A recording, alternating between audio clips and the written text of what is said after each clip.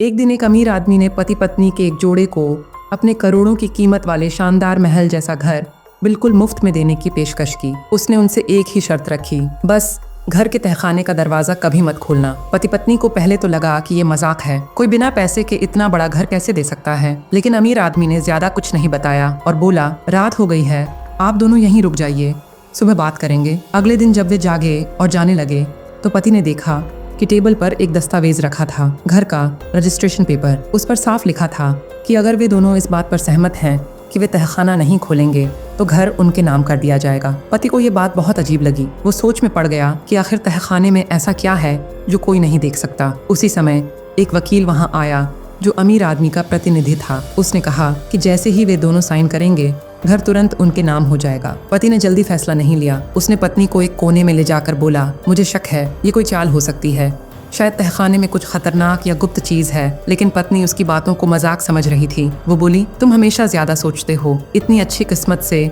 हमें इतना बड़ा घर मिल रहा है और तुम शक कर रहे हो। पत्नी की जिद के आगे हार कर जॉन ने आखिरकार उस अजीब से कॉन्ट्रैक्ट पर साइन कर ही दिए। अब वो दोनों उस करोड़ों के शानदार महल जैसे घर के मालिक बन चुके थे। उन्हें लगा था कि अब उनकी जिंदगी एक नए शानदार मोड़ पर आ गई है। सब कुछ सपना जैसा लग रहा था। उन्होंने जल्दी ही गृह प्रवेश का आयोजन किया और अपने सारे दोस्तों और रिश्तेदारों को पार्टी में बुलाया। लेकिन तभी जॉन को एक ऐसा चेहरा दिखाई दिया जिसकी उसे बिल्कुल उम्मीद नहीं थी। उसकी एक पुरानी महिला सहकर्मी, सुनहरे बालों वाली, जिसके साथ उसका अतीत कुछ ठीक नहीं था, वो बिना बुलाए पार्टी में आ गई थी। जॉन की तो जैसे सांसें थम गईं। ये यहाँ क्यों आई है? उसका मन बेचैन हो गया। सबकी नजरों से बचते हुए वो चुपचाप उसे बाथरूम के पास बुला ले गया ताकि उससे अकेले में बात कर सके। पर उससे पहले कि वो कुछ पूछ पाता, अचानक एक गंदे कपड़े पहने उलझे बालों वाला बूढ़ा आदमी हाथ में एक तेल का डिब्बा लेकर मेन गेट पर आ खड़ा हुआ। जॉन तुरंत उसके पास गया और पूछा, क्या बात है, क्या चाहिए? लेकिन बूढ़ा आदमी कोई जवाब नहीं दे रहा था। वो बस एक ही बात बार बार बड़बड़ाए जा रहा था, तहखाना मत खोलना, तहखाना मत खोलना। ये सुनकर जॉन के रोंगटे खड़े हो गए। जब बूढ़ा चला गया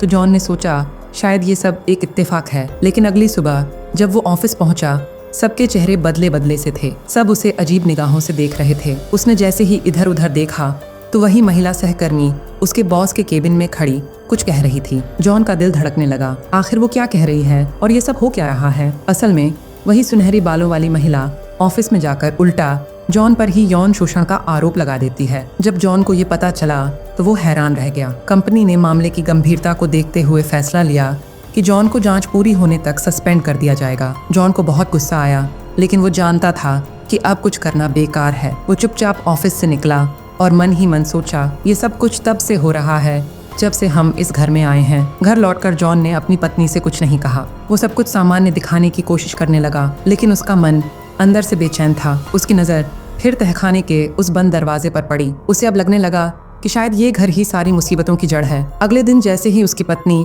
ऑफिस के लिए निकली, जॉन ने एक नया प्लान बनाया। वो सीधे गया और उस बिल्डर से मिला जिसने ये घर बनाया था। उसने बिल्डर से घर का पूरा नक्शा मांगा। बिल्डर ने कहा, 1 साल पहले भी कोई आदमी यहाँ आया था यही नक्शा लेने। उसका नाम था पॉल। जॉन चौंक गया। पॉल? लेकिन जिसने मुझे घर दिया था उसका नाम तो चार्ली था। अब जॉन को समझ में आने लगा कि कुछ बहुत बड़ा छुपाया जा रहा है। वो तेजी से घर वापस लौटा और बिल्डर से मिले नक्शे के अनुसार सीढ़ियों के पास एक छिपी हुई जगह खोज निकाली। पत्नी के न होने का फायदा उठाते हुए उसने हाथों में औजार लिए और उस छुपे हुए दरवाजे को खोलना शुरू किया। जैसे ही लकड़ी की तह खुली, नीचे एक पुराना सा दरवाजा दिखाई दिया, शायद वही तहखाना। जॉन ने जल्दी से उसकी कीलें निकालनी शुरू की। उसका दिल जोर जोर से धड़क रहा था। पर तभी दरवाजे की घंटी बजी। पत्नी लौट आई थी। उसने झटपट सारे औजार वहीं फेंके और छुपा हुआ दरवाजा बंद कर दिया। वो नहीं चाहता था कि पत्नी को पता चले कि वो तहखाना खोलने ही वाला था, क्योंकि घर मिलने की एकमात्र शर्त यही थी कि तहखाना कभी नहीं खोला जाए। आखिरी 1 सेकंड में वो रुक गया। जॉन झटपट उस तहखाने से बाहर निकल आया और ऐसे दिखाने लगा जैसे कुछ हुआ ही नहीं हो। पत्नी को किसी बात का शक ना हो, इसीलिए वो पूरी तरह नॉर्मल बिहेव करने लगा। पत्नी के किसी काम में लगने के बाद जॉन चुपचाप अपनी कार में बैठा और एक अंधेरे अंडरग्राउंड पार्किंग की ओर रवाना हो गया। वहाँ उसकी मुलाकात उसी सुनहरी बालों वाली महिला से हुई जिसके साथ उसका बीता हुआ रिश्ता था और जिसने हाल ही में उस पर ऑफिस में छेड़छाड़ का इल्जाम लगाया था। जॉन ने गुस्से में उससे कहा, मैं अपनी बीवी से बहुत प्यार करता हूँ, मैं उससे कभी तलाक नहीं लूंगा। अगर तुमने मेरी जिंदगी में फिर टांग अड़ाई तो मैं कुछ भी कर सकता हूँ। जॉन की आंखों में गुस्सा और इरादा साफ दिख रहा था। महिला कुछ पल उसे देखती रही, फिर बिना कुछ कहे पलट गई और वहाँ से चली गई। जाते जाते उसने बस एक बात कही, अब मैं सब कुछ तुम्हारी बीवी को बताऊंगी ताकि वो जान सके कि उसका पति असल में कैसा आदमी है। उधर घर में अकेली मियाँ, जॉन की पत्नी, अचानक एक खुशखबरी पाती है। उसकी प्रेगनेंसी रिपोर्ट पॉजिटिव थी। वो खुश होकर रोने लगती है और सोचती है कि ये खुशखबरी वो जॉन को सबसे पहले बताएगी। लेकिन तभी उसकी नज़र बेड के नीचे रखे एक फाइल पर पड़ती है। वो फाइल थी घर की संरचना का नक्शा। मियाँ ने उस नक्शे को ध्यान से देखा और जल्द ही वो छुपा हुआ तहखाना ढूंढ निकाला। वो उसे खोलने ही वाली थी कि तभी बाहर दरवाजे की घंटी बजी। दरवाजे पर वही सुनहरी बालों वाली महिला खड़ी थी जिसकी मियाँ ने तस्वीरों में झलक देखी थी। महिला के चेहरे पर रहस्यमयी मुस्कान थी। उधर जॉन महिला की कार का पागलों की तरह पीछा कर रहा था। उसे डर था कि वो अब तक उसकी पत्नी को सब कुछ बता चुकी है, लेकिन महिला की ड्राइविंग तेज थी। कुछ ही मिनटों में जॉन उसे रास्ते में ही खो देता है। घबराया हुआ जॉन तुरंत घर लौटता है और देखता है कि मियाँ चुपचाप सोफे पर बैठी है, आंखों में आंसू। जॉन का दिल धड़कने लगता है। क्या उसे सब कुछ पता चल गया? वो डरते डरते पूछता है, क्या हुआ मियाँ? मियाँ की आंखों से आंसू बहने लगते हैं, लेकिन उसके चेहरे पर मुस्कान होती है। मैं माँ बनने वाली हूँ। जॉन स्तब्ध रह जाता है। वो सोच रहा था कि शायद सब कुछ खत्म हो गया, पर मियाँ को महिला और उसके बीते रिश्ते के बारे में कुछ भी नहीं पता। कहानी अब और गहरी हो रही है। पत्नी और अपने आने वाले बच्चे की खातिर जॉन ने फैसला किया कि अब वो कभी भी उस तहखाने को नहीं खोलेगा। उसने लकड़ी के पट्टों से उसे फिर से बंद कर दिया और मन ही मन सोच लिया, अब इस रहस्य को हमेशा के लिए दफन कर देना ही ठीक होगा। इसके बाद दोनों ने मिलकर अपने आने वाले बच्चे के लिए कमरे की सजावट शुरू की। घर में एक बार फिर खुशी और उम्मीद की हवा चलने लगी। मगर ठीक अगले दिन जब जॉन दीवार पर पेंटिंग लगाने के लिए कील ठोक रहा था तो उसकी नज़र एक छोटे से छेद पर पड़ी और वो छेद एक बुलेट का निशान था। जॉन सन्न रह गया। इस घर में गोली कैसे चली? क्या यहाँ पहले कोई हिंसा हुई थी? क्या तहखाने से इसका कोई रिश्ता है? वो फिर से बेचैन हो गया। उसका डर, उसका शक, सब कुछ फिर से सिर उठाने लगा। गुस्से और बेचैनी में उसने फिर से वही लोहे का रॉड उठाया और तहखाने को दोबारा खोलने की ठान ली। मगर तभी उसकी पत्नी मियाँ ने भी वह रॉड उठा ली और गुस्से में उसके सिर पर जोर से मार दिया। जब जॉन को होश आया तो वो अपने घर के सोफे पर पड़ा था और उसका सिर जोर से दर्द कर रहा था। वो कुछ बोलने ही वाला था, लेकिन मियाँ ने उससे पहले ही बोलना शुरू कर दिया। उसकी आवाज में गुस्सा नहीं, बल्कि दर्द और टूटा हुआ विश्वास था। तुम मुझसे क्या छुपा रहे हो जॉन? उस दिन जब मैं घर आई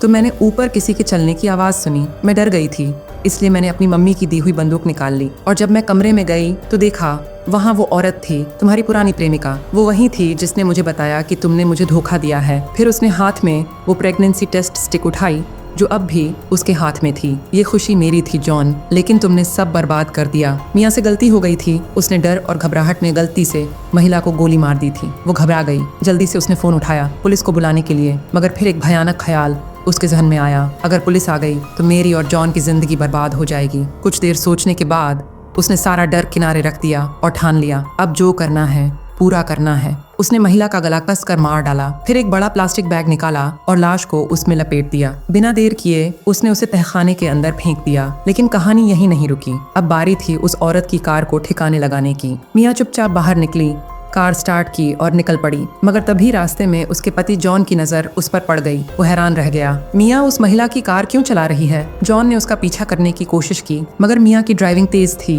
वो उसे चकमा देकर निकल गई। उसने कार को एक सुनसान इलाके में छोड़ दिया और जल्दी से घर लौट आई। घर आते ही उसने अपने खून लगे कपड़े जला दिए और फिर खुद को सामान्य दिखाने की कोशिश करने लगी, जैसे कुछ हुआ ही न हो। लेकिन एक चीज वो भूल गई थी, दीवार पर गोलियों का निशान। अब जॉन को सब समझ आ गया था। वो सब जोड़ने लगा, महिला का आना, उसका गायब हो जाना, मियाँ का बर्ताव और वो गोली का निशान। उसने मियाँ की ओर देखा और बोला, अब मुझे सब समझ में आ गया है। जॉन जैसे ही उठकर वहाँ से जाने लगा, पीछे से मियाँ ने उस पर बंदूक तान दी। मियाँ ने कहा, अगर तुम पुलिस के पास गए तो मैं बचने के लिए 1000 बहाने निकाल लूंगी, क्योंकि वो औरत मेरे पीछे नहीं तुम्हारे पीछे आई थी और तहखाने का दरवाजा भी तुमने ही बंद किया था। इसलिए अगर कोई दोषी दिखेगा तो वो तुम होगे। मियाँ आगे बोली, लेकिन अगर तुम ये सब अपने बच्चे के लिए भूल जाओ तो हम पहले की तरह अपनी जिंदगी अच्छे से जी सकते हैं। जॉन ने कुछ नहीं कहा। वो चुपचाप वहाँ खड़ा रहा। 6 महीने बाद उन्होंने अपने कुछ करीबी दोस्तों को घर बुलाया। घर में बच्चे की आने की खुशी छाई हुई थी। मियाँ बहुत खुश थीं, मगर जॉन अंदर से टूट चुका था। वो हंसते हुए भी एक अजीब सी बेचैनी महसूस कर रहा था। उसे वो पुरानी बातें, वो राज सब परेशान कर रहे थे। तभी अचानक